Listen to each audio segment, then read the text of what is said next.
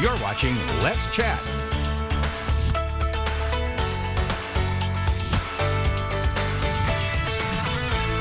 There is always time for adventure at Warner Park, the Chattanooga Zoo, and today we get to learn about a special event, Q and Brew, right around the corner with our friends Jake Cash and Will Turness, as well as two turtles. Or are these just actual turtles, or are they tortoises? These are Indian star tortoises. Okay. We set up a little race for them because that's something we do at Q and Brew, but it looks like somebody did not get the message. That's on okay. Exactly what she's going on her own He's race. going stage left instead of stage right. It's okay. Yeah. So it's going to be fine. One of the activities at Q and Brew, which is next Saturday. So it's just a summer cookout, a lot of fun. We have a lot of local restaurants like Sticky Fingers bringing out barbecue and different dishes like that. A lot of local beer. All adult tickets come with 3 drink tickets, so it's a lot of fun. It's a family-friendly event as well. We do the animal meet and greets, and one of my favorite features is the tortoise races. So they're already getting in position. Earlier they were just starting to kind of warm up, and I thought, are they just going to sit here? This is a race of sorts. This is a race, happening. or maybe they're just kind of wandering around. You know. But, okay, so remind me though, we have a little one and a bigger one,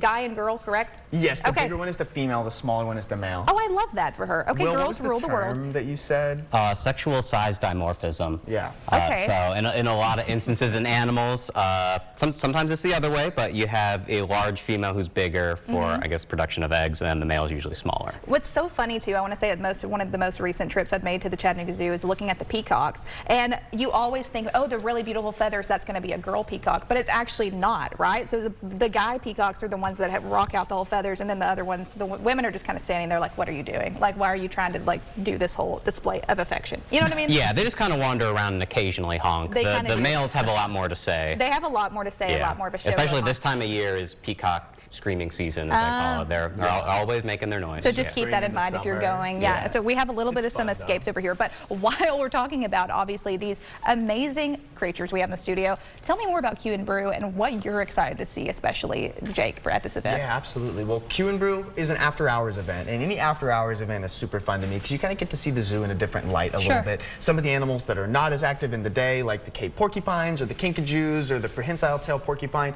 will be a little more active at night. So like I said, you kind of just get to see things from a different perspective. It's an all-ages event, so it's fun for the whole family. We're going to do live music. The ambassador animal meet and greets are always really cool to me because that's a lot of the behind-the-scenes animals that are not actually on exhibit that you get to, we bring them out, the keepers get to work with them, so you get to see the zoo from a different perspective in that way as well. So it's just a really fun event overall, one of the best nights of the summer, so definitely check it out. Do you know how many years you guys have been doing Q and Brew for now? Q and Brew has been several years. It's one of our main events that we do every year. I'm honestly not totally sure. I was going to say, I feel like it's been around for a while. It's definitely a popular one, like Spirits in the Wild we talked about. Obviously, recently, that was such a fun one, too. Is this one that is this more targeted, obviously, for the 21 and up demographic? Yeah, well, it's good for kind of everybody. There's a wide range of different people that could enjoy the event just because it is all ages, but at the same time, you know, if you like beer, you know, if you like drinking, then that's definitely fun for you as well. We even do designated driver tickets and children's tickets and things like that just to make it accessible for everybody who wants to come out and enjoy it. So it's not just restricted to the adults. You can bring around the whole family for this sort of event. Exactly, yeah. So Spirits in the Wild is just 21 plus. We do a Halloween event called Frights and Pints that's just 21 plus, but this one is all ages. All ages, okay, well that's we see friend groups, date night, family, people come alone and do it. I mean, it's a good solo adventure too, because you get to explore the whole zoo while you're there as well. You're not just restricted to like the event activities and things like that. So basically just a really extra special night at the zoo. Well, okay, in addition to this, we're rolling up on the 4th of July holiday. Are you guys going to be open this weekend at the zoo? We are, yeah. Awesome. It's always a big weekend for us. We love to see a lot of locals and tourists coming out and enjoying the zoo. It's going to be hot, so make sure bring your sunscreen, bring your water, but yeah, always a good time.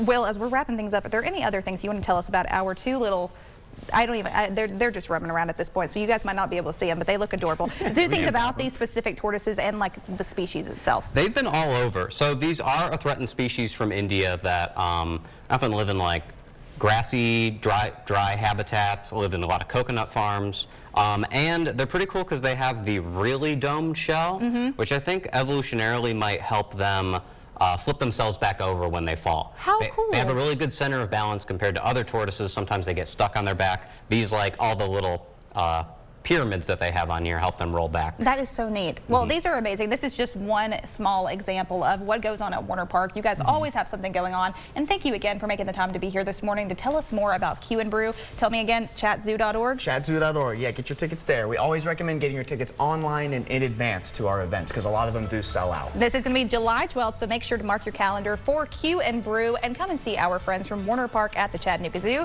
Chatzoo.org/events if you want to learn more about it. Stay with us. You're watching Let's Chat. We'll be right back after this.